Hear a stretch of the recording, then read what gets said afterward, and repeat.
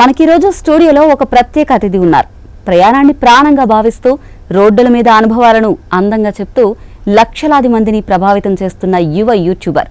Hi hello నమస్తే good morning friends, welcome back to our channel Ranjith on wheels. నేను కూడా చాలా ఎక్సైటింగ్ గా ఫీల్ అవుతున్నాను. అసలు సైకిల్ మీద అంత లాంగ్ జర్నీ ఎలా సాధ్యమైంది? 2021 కన్నా ముందు 2020లో మీకు తెలుసు కోవిడ్ వచ్చింది. ఒక 10 days తర్వాత మా ఫాదర్ చనిపోయిండు. అక్కడ ఉన్న 300 మంది చనిపోయారు, వస్తున్నారు పోతున్నారు, పేషెంట్లు చనిపోతున్నారు. అప్పుడు అనిపించింది లైఫ్ ఇట్లా కాదు, నాకు ఇలా బ్రతకాలని లేదు, నా లైఫ్ ఎండ్ హాస్పిటల్ బెడ్ పైన ఉండకూడదు నేను. సో ఒకవేళ చనిపోతే రంజిత్ ఆన్ వీల్స్ అనే ఒక అబ్బాయి కొన్ని వేల కిలోమీటర్లు సైకిల్ మీద పోతాడు కదా, నేను ఎందుకు నా చిన్న చిన్న పనులకు ఆఫీసులకి స్కూల్కి దానికి దీనికి సైకిల్ యూస్ చేయలేను, ఫిజికల్గా ఫిట్గా ఉంటారు దానివల్ల, మంచి కార్డియో అని చెప్పేసి ఒక ఆలోచన వస్తుంది అని చెప్పేసి ఈ సైకిల్ తీసుకున్నా. సో అందరికి ఇన్స్పైర్గా ఉంటుంది అని చెప్పేసి. అప్పటి నుంచి ఇప్పటికి మీరు ఫస్ట్ విదేశీ ప్రయాణం ఎప్పుడు చేశారు? సో 2021 ఏప్రిల్ 5th రోజు హైదరాబాద్ నుండి కన్యాకుమారి నుండి గోవా, అట్లనే లదాఖ్, అంటే అరౌండ్ ద ఇండియా రైడ్ చేసిన సైకిల్ పైన around the India. Bhagiratha experience ఎలా ఉంది? డాగ్ అలా కాదు పెంచడము. సో మనం ఎట్లనైతే ఒక ఇంట్లో ఉండి ఒక రూమ్ లో ఉంటే ఎంత డిప్రెషన్ ఫీల్ అవుతామో అవి కూడా అదే విధంగా ఫీల్ అవుతాయి. అలా కాదు, దానికి కూడా ప్రపంచం చూపెట్టాలి. దాని లైఫ్ అది అసలైన లైఫ్ అది. ఎంత క్యూట్ గా పడుకున్నాడో, ఇట్లా పడుకుంటాడు ఎప్పుడు, రోజు ఈ విధంగా కాలు మీద తల పెట్టుకోవడమా లేకుంటే చేయి మీద తల పెట్టుకోవడమా. నా రైడ్ అంతా అయిపోయినాక చార్లీ మూవీ వచ్చింది. అప్పుడు అనిపించింది మనది ఇట్లనే పోయి వచ్చినాం కదరా అని చెప్పేసి. బట్ అతను బైక్ పైన పోయినా, నేను సైకిల్ పైన పోయినా. అంటే భగీరథతో మీరు జర్నీ చేసినప్పుడు ఏమైనా ప్రాబ్లమ్స్ ఫేస్ చేశారా? చాలా ప్రాబ్లమ్స్ అండి. యాక్చువల్గా వెస్ట్ బెంగాల్ అడవిలో వాడు. ఇప్పుడు ఈ సైకిల్ క్యారీ చేయగలిగేదా? ఇంత లగేజ్ కదా, మీరు అండ్ భగీరా, ఈ లగేజ్ అంతా కూడా క్యారీ చేయడానికి నార్మల్ సైకిలేనా? అది నార్మల్ సైకిల్ కాదండి, అది ఒక ఫూజీ జారీ 2.0 అని చెప్పేసి, అది జపనీస్ బ్రాండ్. ఇప్పుడు మీరు పని మీద కాదు కదా, ఒక ట్రావెలర్గా వెళ్తున్నారు. వెళ్ళినప్పుడు మీ దగ్గర మనీ ఎలా, అంటే మీరు జాబ్ ఏం చేయట్లేదు ప్రజెంట్, మరి మీకు ఫైనాన్షియల్ సపోర్ట్ ఎలా వస్తుంది? ఫైనాన్షియల్ సపోర్ట్ ఎలా అంటే, ఇప్పుడు నేను ఎప్పుడైతే ఒక కంట్రీకి వెళ్తాను, స్టార్టింగ్లో దగ్గర ఆ కంట్రీలో ఉన్న మన తెలుగు వాళ్ళు కానీ స్టే ఇవ్వడం కానీ, లేకుంటే నేను వెళ్ళినప్పుడు ఒక రోజు ఫుడ్ లైక్ వాళ్ళు ఇంటికి వెళ్ళాక ఫుడ్ అరేంజ్ చేయడమే కానీ, సో వాళ్ళు కొంచెం ఫైనాన్షియల్గా సపోర్ట్ చేయడమే కానీ, లైక్ ఒక 5,000 లేకుంటే 2,000 3,000 వాట్ ఎవర్. యాక్చువల్లీ ఇప్పుడు సపోర్ట్ అంటే గుర్తొచ్చింది, అన్వేష్ ఉన్నారు కదా, ఆయన కూడా మీకు ఫైనాన్షియల్ సపోర్ట్ ఏదో చేస్తారని చేశారు. అంటే లైక్ వియత్నాంలో ఇనిషియల్ డేస్లో ఎప్పుడైతే వియత్నాం నుండి నేను వెళ్తా ఉంటే. హాయ్ రంజిత్ గారు, నమస్తే. నమస్తే అండి. ఎలా ఉంది విదేశీ ప్రయాణం? చాలా బాగుంది, కొత్తగా ఉంది, చాలా ఎక్స్పీరియన్సెస్ అయితే వచ్చాయి. నేను కూడా చాలా ఎక్సైటింగ్ గా ఫీల్ అవుతున్నాను. అసలు సైకిల్ మీద అంత లాంగ్ జర్నీ ఎలా సాధ్యమైంది? అసలు దీనికి ఫస్ట్ టైం మీరు సైకిల్ ఎప్పుడు స్టార్ట్ చేశారు తెలుసుకోవచ్చు? యాక్చువల్గా 2021 ఇది ఏప్రిల్ 5th అండి. అప్పుడు నేను సైక్లింగ్ అనేది స్టార్ట్ చేసిన. అంతకన్నా ముందు అయితే లైక్ నాది pharmacy, like diploma master pharmacy చేసి ఉంటే, సో దట్ నార్మల్ లైఫ్ అట్లా ఉండేది. సో ఎప్పుడైతే ఇంకా 2021 కన్నా ముందు 2020లో మీకు తెలుసు కోవిడ్ వచ్చింది. ఆ కరోనా టైంలో చాలా మందికి లైక్ లైఫ్ చేంజ్ అయినాయి, కొంతమందికి లైఫే లేకుండా పోయింది, అంటే లైక్ చనిపోయారు, అట్లా ఇలాంటి చాలా జరిగినాయి. సో అప్పుడు మా father criminal daddy, so that తను ఏదో ఒక కేసు విషయంలో ఆ కరోనా టైంలో లైక్ వెళ్ళినప్పుడు ఏమైందంటే తనకి కోవిడ్ అటాక్ అయింది. సో అటాక్ అయిపోయిన తర్వాత అది నార్మల్గానే అందరు లైట్ తీసుకున్న స్టార్టింగ్లో, దాని సిమ్టమ్స్ కానీ ట్రీట్మెంట్ కంటే ఎవరు తెలియదు ఫస్ట్ ఫేజ్. సో అప్పుడు డాడీ, మా మమ్మీకి వచ్చింది, చెల్లికి వచ్చింది, డాడీకి వచ్చింది, ముగ్గురికి కోవిడ్ వచ్చేసింది. డాడీ కొంచెం సీరియస్ అయిపోయింది. సీరియస్ అయిపోతే వెంటనే అక్కడ వరంగల్ MGM హాస్పిటల్లో జాయిన్ చేసిన తర్వాత ఇంకా నేను నాకు రాలేదు అప్పుడు, మమ్మీ చెల్లిని ఇంట్లో ఉంచి మీరు లైక్ వాళ్ళు ఓకే ఉన్నారు అని చెప్పేసి వాళ్ళ ఇంట్లో ఉంచి డాడీ తోటి నేను ఉన్నాను, ఎందుకంటే ముగ్గురు కోవిడే కదా వాళ్ళకి. సో డాడీ తోటి నేను ఉన్నప్పుడు హాస్పిటల్లో ఇలా పెద్ద ఒక హాల్ ఉంటుందండి హాస్పిటల్లో, లైక్ హాల్ అంటే ఒక డార్మెంటరీ లాగా. సో దీనిలోనే చాలా బెడ్స్, ఒక 200-300 బెడ్లు పైన ఉన్నాయి. అప్పుడంటే ఇంకా లైన్గా బెడ్లు దొరకడమే కష్టం ఉండే. ఈ 200-300 పేషెంట్స్ అందరు పడుకొని ఉన్నారు. సో అందరికీ పేరెంట్స్, లైక్ కొంతమందికి వాళ్ళ యొక్క ఇంట్లో వాళ్ళు ఎవరు లేరు భయానికి, కొంతమంది రాలేదు, కొంతమందికి ఇప్పుడు భార్య ఉంటే భర్త లేడు, లేడు, పిల్లలు లేరు, భర్త ఉంటే పిల్లలు లేరు, భార్య లేరు, ఎవ్వరు లేరు, చూసుకుంటూ లేరు, ఎందుకంటే మేము ఎక్కడ చచ్చిపోతాం అనే భయంతో. సో ఇలాంటి సిచ్యువేషన్స్లో నేను యాక్చువల్గా ఫార్మసీ చేసిన దాని ముందే దాని ముందు ఫార్మసీలోనే చేసేవాడిని. మీరు అందుకే జాగ్రత్తగా ఉన్నట్టున్నారు. జాగ్రత్తగా అంటే లైక్ ఈవెన్ ఉన్న ప్రికాషన్స్ తీసుకున్న తర్వాత ఇంకా వాళ్ళందరికీ నేను హెల్ప్ చేసేవాడిని. లైక్ ఎప్పటికైనా ఫుడ్ కావాలనుకోండి, ఎవరు లేనప్పుడు ఏం చేస్తారు, ఫుడ్ తీసుకురావడమే కానీ, లేకుంటే ఏమైనా తినాలనిపించినప్పుడు బయటికి వెళ్ళి తీసుకురావడమే కానీ, మెడిసిన్ టైంకి ఇవ్వడమే కానీ, హాట్ వాటర్ నేనే కాగబెట్టి వాటర్ ఇవ్వడం కానీ, ఇట్లా వాళ్ళతో కూర్చొని ముచ్చట పెట్టేటోని. ఇంకా నాకు వస్తే వచ్చింది, ఏమవుతుంది లే ఎట్లాగో అనుకుని నేను కూడా అలానే ఉన్నాను. సో ఇంకా వాళ్ళతో కూర్చొని చెప్తున్నప్పుడు వాళ్ళు చెప్పిన స్టోరీస్ ఏవైతే ఉన్నాయో, అంటే రోజుకు ఒక 10-15 మంది చచ్చిపోయేటోళ్ళు అన్నట్టు. చచ్చిపోయిన శవాలు ఇంటికి కూడా పోకపోయేవి, అక్కడే కాలబెట్టేటోళ్ళు, ఎందుకంటే అప్పుడు డెడ్ బాడీని కూడా ఇవ్వకపోయేటోళ్ళు కదా. సో నాకు అనిపించింది వీళ్ళ 40-50 సంవత్సరాల వయసులో వీళ్ళు ఎంతో కష్టపడి వాళ్ళ ఫ్యామిలీ కోసం, పిల్లల కోసం, అన్నిటి కోసం వాళ్ళ వయసు అంతా త్యాగం చేసి లక్షలు కోట్లు సంపాదించి భూములు సంపాదించి ఇవన్నీ చేసి ఈ భూమి నాది ఆ భూమి నాది అని చెప్పేసి రిజిస్ట్రేషన్లు చేసుకుంటారు. లాస్ట్కి ఆ భూమి ఎప్పుడు వాళ్ళు తీసుకోపోలేరు, ఆ భూమిలోనే కలిసిపోవడే. ఇలాంటి కొన్ని వందల మంది నా భూమి అని రిజిస్ట్రేషన్ చేసుకొని చచ్చిపోయి తర్వాత పోయింది, భూమి అక్కడే ఉంది, మనిషి అక్కడ లేడు. సో ఇలా వాళ్ళు లక్షలు సంపాదించిన ఏం సంపాదించిన వాళ్ళు త్యాగం చేసిరు, వాళ్ళ ఎంగేజ్ అంతా పోయింది, వాళ్ళ మంచి లైఫ్ అంతా పోయింది. ఒక 50 సంవత్సరాల తర్వాత సుఖపడదామనే టైంలో లైక్ ఒంట్లో శక్తి లేదు, డబ్బులు ఉన్నాయి, లాస్ట్కు ప్రాణమే పోయింది. ఇవన్నీ అవన్నీ వాళ్ళు నాకు చెప్పిన స్టోరీస్ అవన్నీ చూసిన తర్వాత నాకు అరే లైఫ్ నేను కూడా అట్లే బ్రతుకుతున్నా, ఫ్యూచర్లో కూడా అట్లే బ్రతుకుతా అని ఒక థాట్ వచ్చింది. ఒక 10 days తర్వాత మా ఫాదర్ చనిపోయిండు, అక్కడ ఉన్న 300 మంది చనిపోయారు, వస్తున్నారు పోతున్నారు, పేషెంట్లు చనిపోతున్నారు. అప్పుడు అనిపించింది లైఫ్ ఇట్లా కాదు, నాకు ఇలా బ్రతకాలని లేదు, నా లైఫ్ ఎండ్ హాస్పిటల్ బెడ్ పైన ఉండకూడదు నేను. సో ఒకవేళ చనిపోతే నా సోల్ సాటిస్ఫై అవ్వాలి, ఓకే నేను అన్నీ చేసిండ్రా, చాలా హ్యాపీ, ప్రపంచం మొత్తం చూసిన పురుసత్ అని చెప్పేసి ఆలోచించుకుని ఒక డెసిషన్ తీసుకున్న ఈ సైకిల్. సో ఇట్లా లైక్ జాబ్ ఇవన్నీ పక్కకు పెట్టేసి అప్పుడు నేను ఈ సైకిల్ అనేది ఒకటి తీసుకున్నాను. ఎందుకు సైకిలే అని అంటే, సో ఎప్పుడైతే సైకిల్ పైన మనం రైడ్ చేసుకుంటూ వెళ్తామో లైఫ్ని స్లో మోషన్లో చూస్తాము, థింగ్స్ అన్ని చాలా క్లియర్గా కనబడతాయి. బండి మీద రఫ్న పోతే ఏం కనబడదు, థింగ్స్ అన్ని క్లియర్గా కనబడతాయి. ఎవరితో అంటే వాళ్ళతో నడుచుకుంటూ పోయేటోళ్ళు, కార్లో పోయేటోళ్ళు, బైక్ మీద పోయేటోళ్ళు, ఎవరితోటైనా మనం మాట్లాడొచ్చు, ఆగొచ్చు, పెద్ద ఇబ్బంది అనిపించదు. అండ్ ఫిజికల్గా ఫిట్ ఉంటాం. రంజితాన్ వీల్స్ అనే ఒక అబ్బాయి కొన్ని వేల కిలోమీటర్లు సైకిల్ మీద పోతాడు కదా. నేను ఎందుకు నా చిన్న చిన్న పనులకు, ఆఫీసులకి, స్కూల్కి, దీనికి సైకిల్ యూస్ చేయలేను, ఫిజికల్గా ఫిట్గా ఉంటారు, దానివల్ల మంచి కార్డియో అని చెప్పేసి ఒక ఆలోచన వస్తుంది అని చెప్పేసి ఈ సైకిల్ తీసుకున్నా. సో అందరికి ఇన్స్పైర్గా ఉంటుంది అని చెప్పేసి ఒక 1700-1800 మంది ఇప్పటికీ సైకిల్స్ అనేది యూజ్ చేయడం జరుగుతుంది. లైక్ నన్ను చూసి సో చాలా ఇన్స్పైరింగ్గా తీసుకున్నారు. అండ్ అట్లా సైకిల్ స్టార్ట్ అయింది 2021 ఏప్రిల్ 5th రోజు. అప్పటి నుంచి ఇప్పటికి మీరు ఫస్ట్ విదేశీ ప్రయాణం ఎప్పుడు చేశారు? సో 2021 ఏప్రిల్ 5th రోజు హైదరాబాద్ నుండి కన్యాకుమారి నుండి గోవా, అట్లనే లదాఖ్, అంటే అరౌండ్ ద ఇండియా రైడ్ చేసిన సైకిల్ పైన, అరౌండ్ ద ఇండియా ఒంటరిగా. అంటే లైక్ ఒకసారి నా పెట్ ఉన్నది,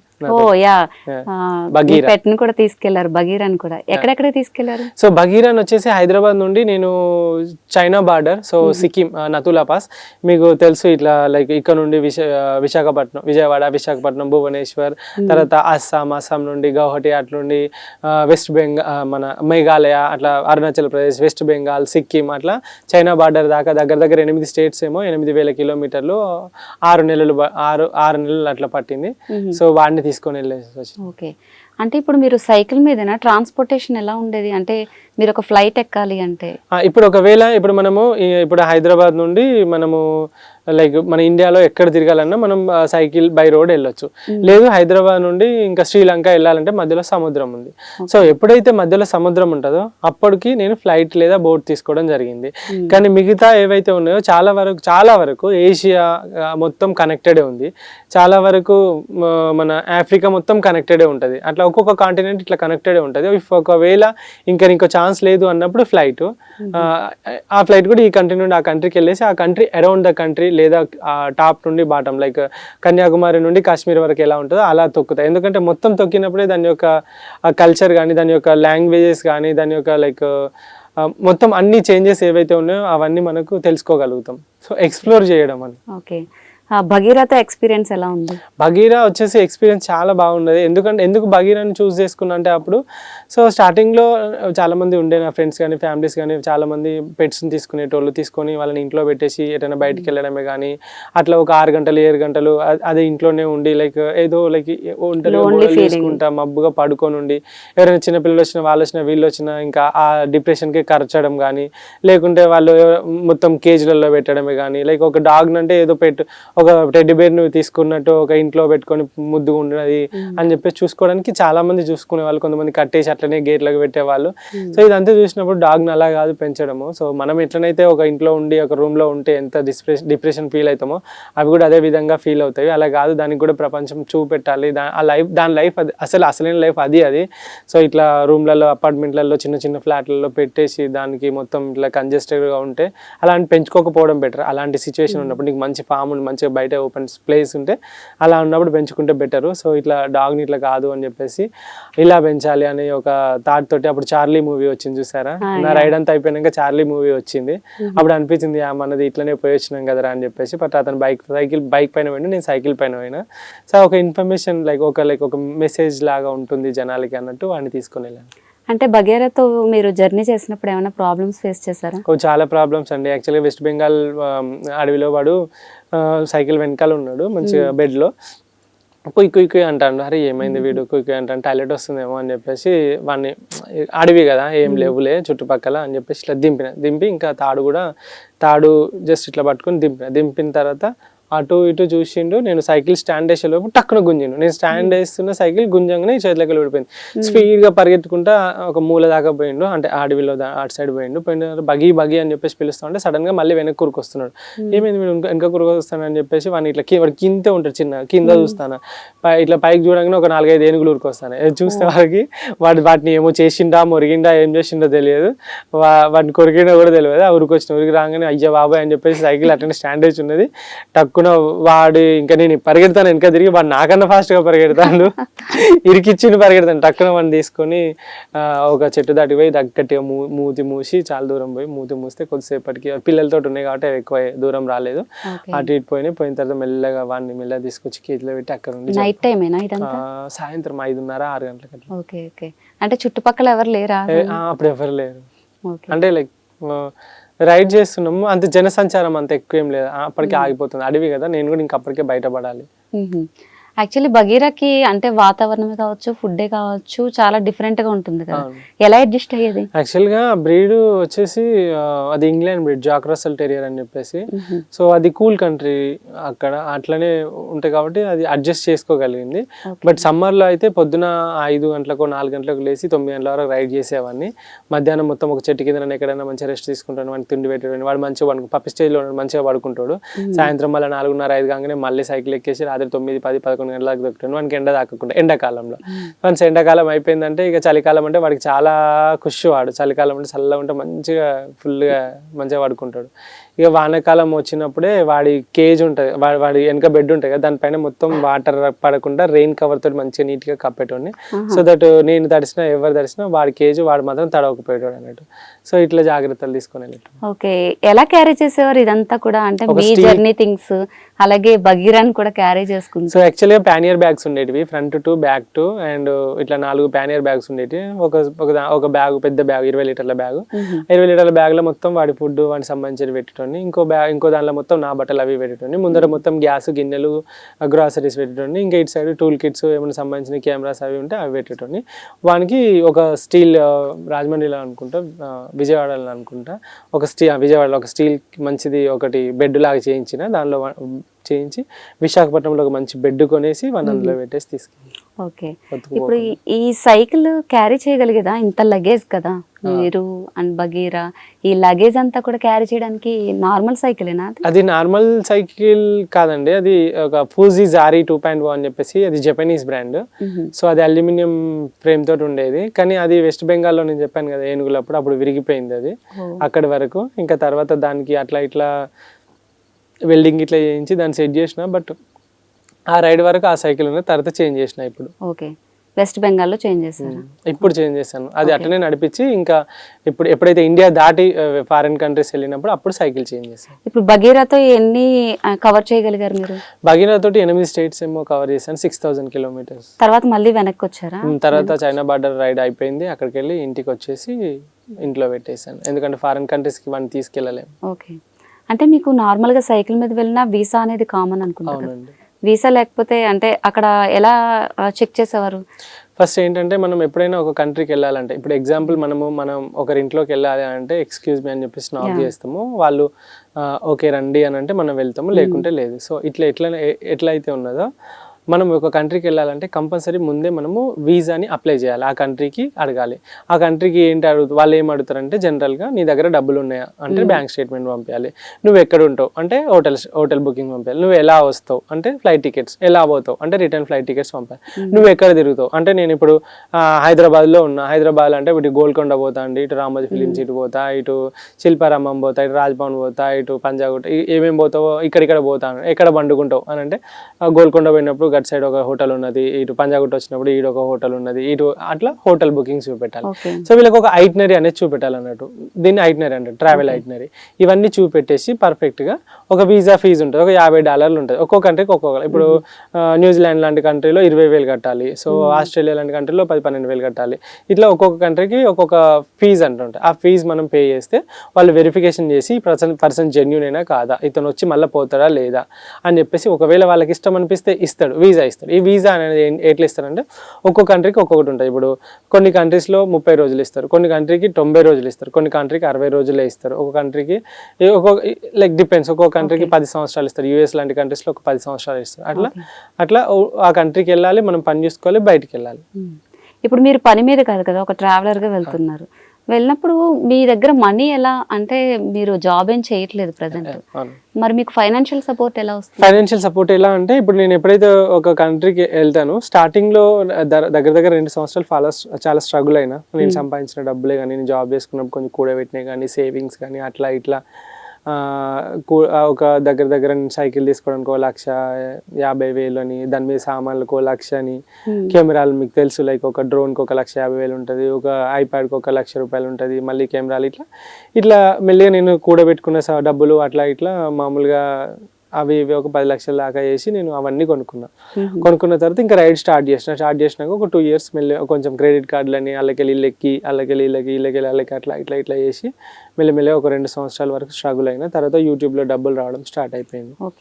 సో మెల్లిమెల్లిగా డబ్బులు స్టార్ట్ అయినాయి. వచ్చిన తర్వాత ఇంకా ఇండియా వరకు అయితే పెద్ద ప్రాబ్లం ఏం కాలేదు. ఈ 2 సంవత్సరాలు ఇండియాలో ఇదంతా చేశాను. ఎప్పుడైతే ఫారెన్కి వెళ్ళడం స్టార్ట్ చేసినో ఆ కంట్రీలో ఉన్న మన తెలుగు వాళ్ళు కానీ స్టే ఇవ్వడం కానీ, ఇప్పుడు మనకు పడుకోవడానికి ఒక హోటల్ తీసుకోవాలి, ఒక ఎంత లేదన్నా 1,000, 1,500, 2,000, 3,000, పెద్ద కంట్రీ అయితే 5,000 అట్లా అవుతుంది. సో ఇలాంటప్పుడు ఎవరైనా లోకల్లో మన తెలుగు వాళ్ళు ఉండడమే కానీ, లేకుంటే లోకల్ కంట్రీస్ ఆ కంట్రీ పీపులే కానీ, సో వాళ్ళు స్టే ఇవ్వడము, లేకుంటే నేను వెళ్ళినప్పుడు ఒక రోజు ఫుడ్ లైక్ వాళ్ళు ఇంటికి వెళ్ళాక ఫుడ్ అరేంజ్ చేయడమే కానీ, సో ఇఫ్ వీలైతే వాళ్ళకు అంటే ఫారెన్లో ఉంటే కొంచెం సెటిల్డే ఉంటారు కదా, సో వాళ్ళు కొంచెం ఫైనాన్షియల్గా సపోర్ట్ చేయడమే కానీ, లైక్ ఒక 5,000 లేకుంటే 2,000, 3,000 వాట్ ఎవర్. సో యాక్చువల్లీ ఇప్పుడు సపోర్ట్ అంటే గుర్తొచ్చింది, అన్వేష్ ఉన్నారు కదా, ఆయన కూడా మీకు ఫైనాన్షియల్ సపోర్ట్ ఏదో చేస్తారని విన్నాను. చేశారు. అంటే లైక్ వియత్నాంలో ఇనిషియల్ డేస్లో ఎప్పుడైతే వియత్నాం నుండి నేను వెళ్తా ఉంటే ఒక లైక్ మంత్లీ ఒక 5,000 అట్లా ఒక 5 months ఇచ్చారు. Okay, 5 months. అది నాకు కొంచెం లైక్ అరౌండ్ ఒక 3-4 days కన్నా లైక్ హెల్ప్ అవుద్ది కదా. ఓకే, ఇప్పుడు మీరు నార్మల్గా వేరే స్టేట్స్ కావచ్చు, లేదంటే వేరే దేశాలు కావచ్చు, ఇలా జర్నీ చేసేటప్పుడు లాంగ్వేజ్ కూడా ప్రాబ్లం అవుతుంది కదా, మరి మీరు ఎలా ఫేస్ చేశారు? సో ఎప్పుడైతే మనము యాక్చువల్గా ఇంగ్లీష్ ఏదైతే ఉందో వస్తే చాలు ప్రపంచం అంతా తిరగవచ్చు అని చాలా మంది అనుకుంటాం. బట్ ఇంగ్లీష్ వస్తే ప్రపంచం అసలు తిరగలేము మనం. ఎందుకనంటే ఇంగ్లీష్ మాట్లాడే వాళ్ళు సిటీలో మాత్రమే ఉంటారు, అది కూడా వాళ్ళు కూడా చాలా తక్కువ ఇంగ్లీష్. సో ఇప్పుడు చెప్పాలంటే నేను అదే అనుకున్నా, ఇంగ్లీష్ తోటి మనం మేనేజ్ చేయొచ్చు కదా అని చెప్పేసి. శ్రీలంకకి వెళ్ళాను, ఇప్పుడు రూరల్లో వెళ్తాము, అసలు వాళ్ళకి విలేజెస్లో ఇప్పుడు మన దగ్గర కూడా విలేజెస్కి వెళ్తే మనం విలేజెస్లో వాళ్ళతో ఇంగ్లీష్లో మాట్లాడితే వాళ్ళకి అర్థం కాదు, ఫస్ట్ థింగ్ కమ్యూనికేట్ కూడా అవ్వలేము. సో ఇట్లా ప్రతి కంట్రీలో ఇప్పుడు వియత్నాంలో వాళ్ళకి సపరేట్ లాంగ్వేజ్ ఉంది, థాయిలాండ్లో వాళ్ళకి, మలేషియాలో, చైనాలో, జపాన్లో అన్నిట్లలో వాళ్ళ సపరేట్ లాంగ్వేజ్ ఉంది. ఇంగ్లీష్ మాట్లాడడానికి ఏదైనా సిటీలలో వర్కౌట్ అయ్యేది, కానీ నేను ఎప్పుడు రైడ్ మొత్తం రూరల్గా పల్లెటూర్ల దగ్గర లైక్ బ్యాక్ రోడ్స్లలో వెళ్తాను కదా, అసలుకి అవ్వపోయేది. అలాంటప్పుడు ఏం చేసినంటే గూగుల్ ట్రాన్స్లేటర్ అని ఒక యాప్ ఉంటుంది. ఈ గూగుల్ ట్రాన్స్లేటర్లో మన తెలుగు లేదా మన ఇంగ్లీష్ పెట్టుకుని నేను ఇంగ్లీష్ పెట్టుకుని ట్రాన్స్లేట్ ఆ లాంగ్వేజ్కి పెట్టేటండి, ఏ కంట్రీలో ఉంటే ఆ కంట్రీకి. సో నేను ఇక్కడ మాట్లాడింది అది ట్రాన్స్లేట్ అయ్యి వాళ్ళకి వినిపించేటండి. ఒకవేళ వాళ్ళు ఏమైనా చెప్పాలి అనుకున్నప్పుడు వాళ్ళ లాంగ్వేజ్ పెట్టేసి మాట్లాడి తర్వాత అది నేను వినేటండి. సో ఇట్లా చాలా అంటే మీరు ఒక ప్లేస్కి వెళ్ళేటప్పుడు అక్కడ ఏ లాంగ్వేజ్ యూజ్ చేయాలి అనేది తెలుసుకుని వెళ్తారా? ఇప్పుడు మనము ఇప్పుడు ఎగ్జాంపుల్ మన ఇండియాలోనే ఇన్ని స్టేట్స్ ఉన్నాయి, అన్ని స్టేట్స్ కి సెపరేట్ లాంగ్వేజ్ ఉంది. ఇప్పుడు నేను ఈవెన్ అది అంతా ఇండియాలోనే నేర్చుకున్నా. ఓకే. ఒక కేరళకి వెళ్ళిన అనుకోండి, మలయాళం లాంగ్వేజ్ పెట్టుకుంటాను, నేను మాట్లాడతాను, మలయాళం ట్రాన్స్లేట్ అవుద్ది, వాళ్ళు వింటారు, సో వాళ్ళ తర్వాత మళ్ళీ రిప్లై ఇస్తారు. అట్లనే ఏ కంట్రీకి వెళ్తానో ఫస్ట్ ఆ కంట్రీలో ఎక్కడ నుండి ఎక్కడికి వెళ్ళాలి, సో ఆ కంట్రీలో ఏ యాప్స్ యూజ్ అవుతాయి, గూగుల్ మ్యాప్స్ అయితే గూగుల్ మ్యాప్స్, లేకుంటే వేరే ఇప్పుడు ఒక్కొక్క కంట్రీలో ఒక్కొక్క యాప్ ఉంటుంది. సో ఆ మ్యాప్ అయితే ఆ మ్యాప్ డౌన్లోడ్ చేసుకుంటాను. అక్కడ పేమెంట్ ఎట్లా, ఒకవేళ వాలెట్ ఉందా, మళ్ళీ ఫోన్పే లేక గూగుల్ పే లేక వాళ్ళకి ఏమైనా సపరేట్ వాలెట్స్ ఉన్నాయా.